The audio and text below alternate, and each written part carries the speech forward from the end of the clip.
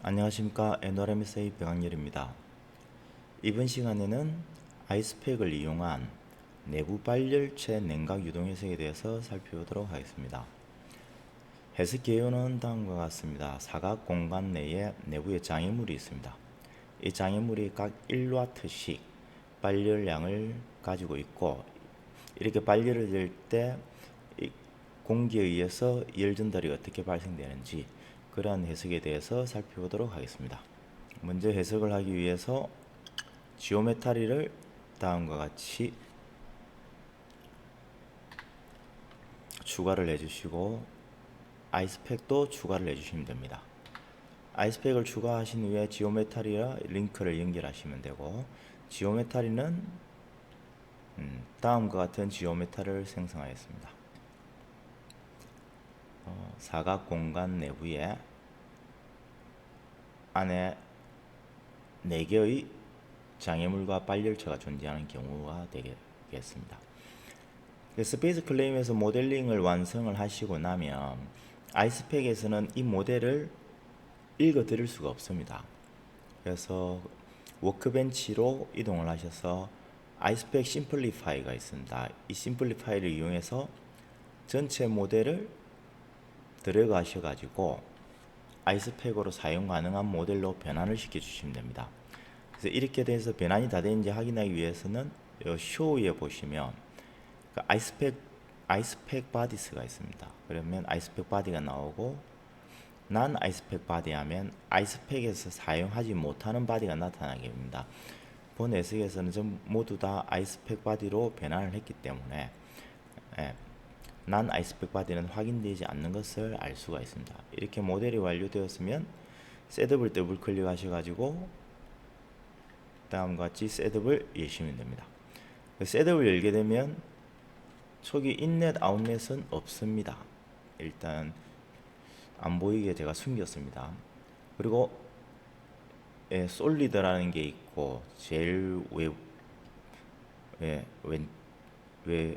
제일 외곽에 있는 큰 사각 박스가 되겠죠. 이 솔리드가 있고, 그다음에 1, 2, 3, 4가 있습니다. 제가 솔리드를 만들어 온 이유는 보시면 아시겠지만은 이 아이스팩에서는 오른쪽에 보시는 바와 같이 좌표 스타트와 엔드 포인트를 입력하여서 사각형의 형태를 만들게 됩니다. 그래서 실제 유동장의 크기를 이 솔리드를 가지고 오지 않았을 경우에는 저희가 유동장 크기를 예측을 할 수가 없습니다. 그래서 전체 유동장을 모델을 만들어 가지고 생성해서 아이스팩에서 불러오시게 되면 이 전체 유동장과 동일하게 캐비닛이 형성됩니다. 이 캐비닛이 결국은 외부 유동장이라 생각하시면 됩니다. 따라서 이렇게 불러오신 이후에 솔리드는 오른쪽 마우스 눌러서 액티브를 클릭하시면 비활성화됩니다. 그래서 인액티브 쪽으로 넘어가게 되면 해석에 참여를 하지 않습니다. 그래서 이 캐비넷만 이제 외곽에 있게 되는 거죠. 따라서 이 캐비넷은 유체 영역이라고 생각을 하시면 됩니다. 이 캐비넷 내부에 솔리드 4개가 이렇게 들어가 있습니다. 그래서 솔리드를 클릭을 하시게 되면 인포메이션에 보시게 되면 인포메이션이 있고, 지오메타리에 보시면 실린더 타입일지 뭔지 이런 부분들은 저희가 실린더 타입으로나 사각 형상을 만들게 되면 아이스팩에서 자동으로 인식을 하게 됩니다. 프로퍼티에서 오셔가지고 블록 타입을 솔리드, 그리고 솔리드가 되어 있고 그 thermal specification에 보면 솔리드 머티리얼이 디폴트로 되어 있는데 디폴트 머티리얼은 알루미늄입니다. 그래서 알루미늄으로 일단 입력을 하시고, 만약에 바꾸시고 싶으시면 이렇게 화살표를 누르시면 여러 가지 물질을 선택하실 수가 있습니다. 적당히 해석에 사용하는 물성질을 선택을 하시면 되고, 토탈 파워를 체크하시고 1W를 입력을 해주면 됩니다. 그리고 또 업데이트 또는 돈을 하시면 됩니다. 나머지 3개도 똑같은 방식으로 1W를 입력을 해주시면 됩니다. 그래서 만약에 동일한 와트를 생성을 한다 하면 첫 번째 솔리드 1을 누르시고 Shift 키를 누르신 후 4개를 다 선택합니다. 그리고 오른쪽 마우스를 눌러서 에디터를 하시게 되면 여기 블락에 멀티플이라고 되어 있습니다. 다중 블락이 선택이 된 겁니다. 그래서 한꺼번에 1와트로 변경을 다 하시면 됩니다. 그리고 돈을 누르시면 됩니다. 자, 그럼 됐고, 이제 인넷하고 아웃넷을 만들어 줘야 되는데, 이전 시간에 이전 튜토리얼에 보시게 되면 레슨 23에 보시게 되면 인넷 아웃넷 만드는 방식이 나와 있습니다.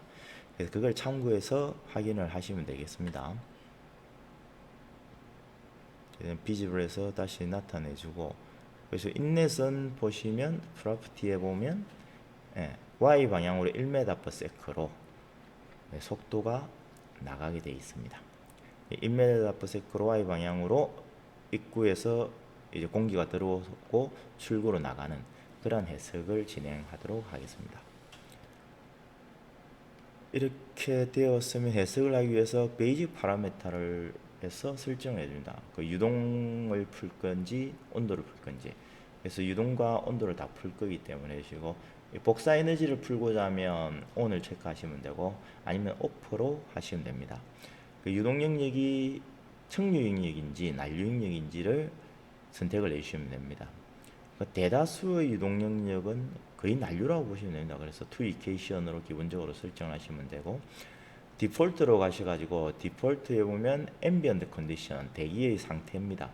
그리고 온도는 20도, 게이지 프레셔는 0바, 디폴트 머티리얼은 디폴트 플루이드는 에어, 솔리드는 알루미늄, 그리고 디폴트 서피스는 스틸 옥시다이즈드 서피스로 되어 있습니다. 트랜지언트는 일단 스테디 스테이트로 될 거고, 솔루션 이니셜라이제이션은 다음과 같이 이니셜라이제이션 될 겁니다. 그리고 내추럴 컨벡션 쪽에 만약에 내추럴 컨벡션의 문제를 풀게 된다면 어떻게 처리를 해줄 거냐. 그리고 보스니스키 어프락스하고 아이디얼 가스가 있습니다. 두 개를 적절히 원하는 부분을 선택을 해주시면 됩니다. 그런 다음에 accept를 눌러주시면 됩니다. 그리고 솔루션 세팅에 오셔가지고 베이직 세팅에 넘버 오브 이터레이션은 10만 번 정도 설정을 해주시면 됩니다.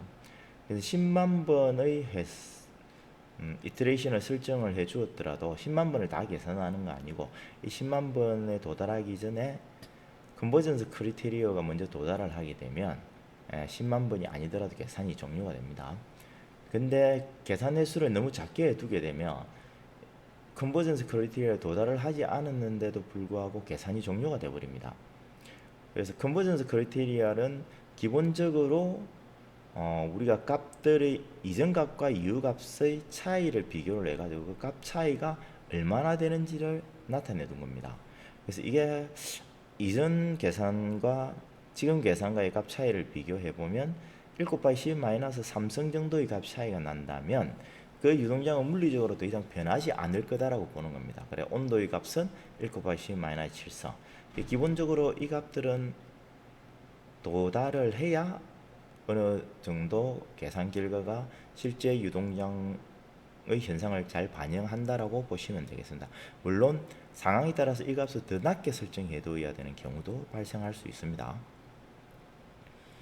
그 다음에 패러럴 세팅입니다. 병렬 계산입니다.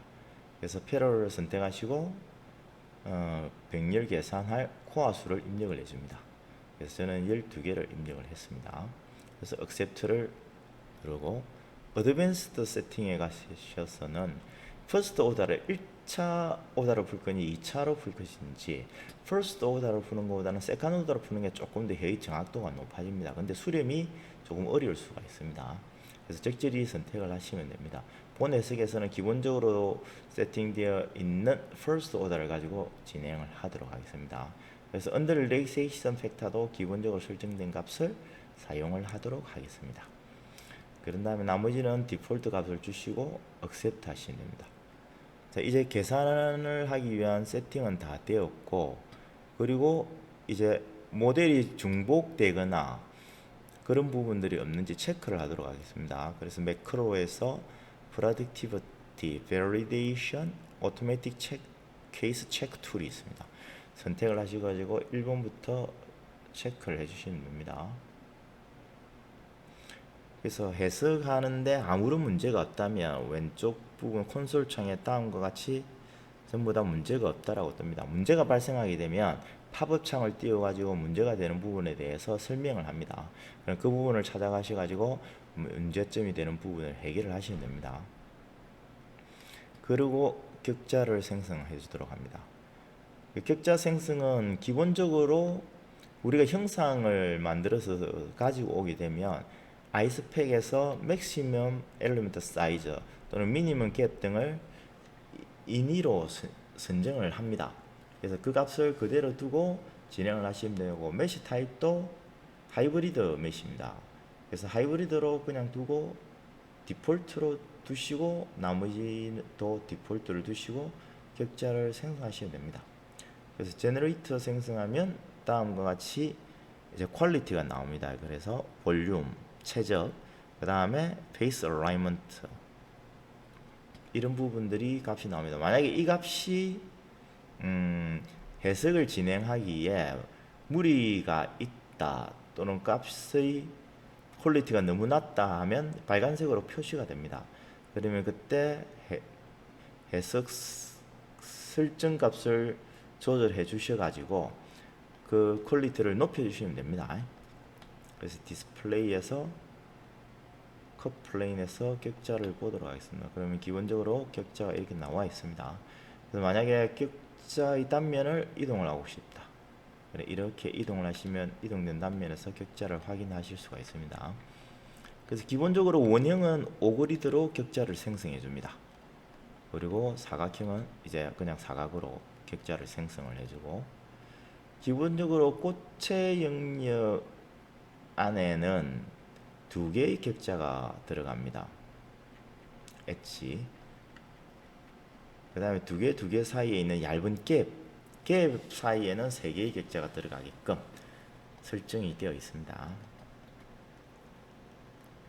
그래서 이렇게 해서 격자 생성이 완료가 되었습니다. 그럼 격자 생성이 완료가 되었으면 이제 여기 Run Solution을 누르셔가지고 스타트 런을 하시면 됩니다. 저는 이미 해석을 완료했기 때문에 결과값을 불러오도록 하겠습니다.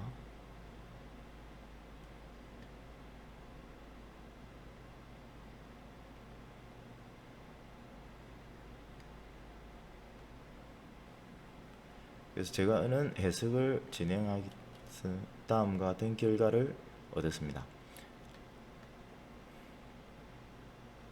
그래서 단면의 결과를 보시고 싶으시면 플랜 컷이 있습니다. 플랜 컷을 설정하시고 Z 플랜 중앙 단면에 쇼 컨투어 디스플레이 하시면 온도 분포를 이렇게 확인하실 수가 있습니다. 그래서 단면을 이동하면 이동된 단면에서 온도 분포를 확인을 할 수가 있습니다. 그래서 전체적으로 93도에서 20도 정도의 온도 분포가 형성되는 것을 확인을 할 수가 있습니다. 그 다음 속도도 확인을 해 보도록 하겠습니다. 속도 벡터는 다음과 같이 속도가 형성되는 것을 확인을 하실 수가 있습니다. 이 단면을 바꾸시고 싶으시면 뭐 Y방향 단면 또는 Y방향 단면을 설정했으면 단면을 이렇게 움직이게 되면 원하는 단면에서의 속도 분포를 보실 수가 있습니다. 그 다음에 뭐 X 단면, X 단면도 이렇게 해서 원하는 단면의 해석 결과를 확인을 하실 수가 있습니다.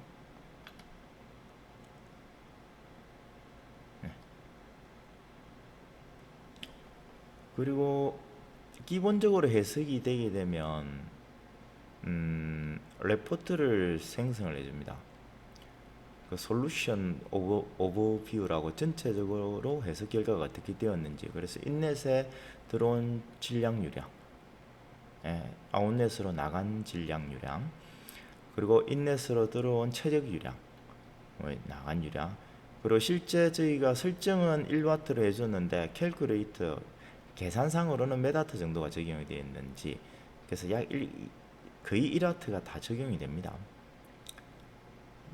그리고 히트 열량이 얼마 정도 빠져나갔는지, 인에서는 거의 제로가 들어가고 아웃에서는 이 정도 열량이 빠져나갔습니다. 그리고 전체적으로 온도는 얼마나 되는지, 68도, 93도, 87도, 55도 맥시멈 템퍼러처입니다. 온도가 얼마나 되는지, 그리고 파워는 총 몇 와트가 나왔는지 그 값들을 확인을 하실 수가 있습니다. 그리고 원하는 부분에 대해서 조금 더 확실하게 확인하시려면 썸물 레포트로 가셔가지고 new를 추가를 합니다. 그리고 우리가 보고자 하는 인넷이면 인넷 부분에서 온도를 보고 싶다. 그러면 write 하시면 온도가 나옵니다. 그리고 속도를 보고 싶다 하면 평균 속도인 미는 0.9m, 맥스는 1m, 약 1m/s 정도의 속도가 나오고, 그리고 히트 플럭스 라면 와트 per 메타 제곱 단위 면적당 몇 와트 정도가 나오는지, 그 다음에 히트 플로우 몇 와트가 토탈 입구에서 공급이 되는지, 그 다음에 출구 같은 경우도 한번 살펴보면 출구 같은 경우 히트 플로우가 약 3.9와트 정도가 이제 출구 쪽으로 나가네, 열량이.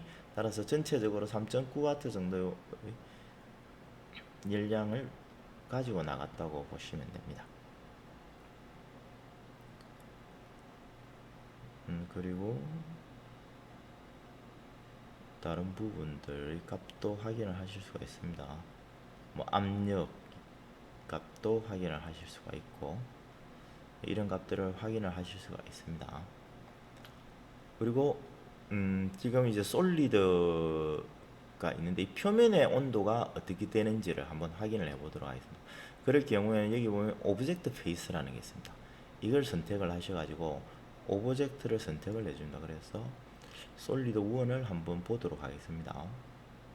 전체를 다 보도록 하겠습니다. Shift를 눌러서 선택을 해주시면 됩니다. Show Contour를 하셔가지고 디스플레이 하시게 되면 이렇게 우리 솔리드의 각 단면에서의 온도가 어떻게 되는지 확인을 하실 수가 있습니다. 그래서 두 번째 있는 게 제일 온도가 높네요. 네, 오늘 튜토리얼은 여기서 마치도록 하겠습니다. 감사합니다.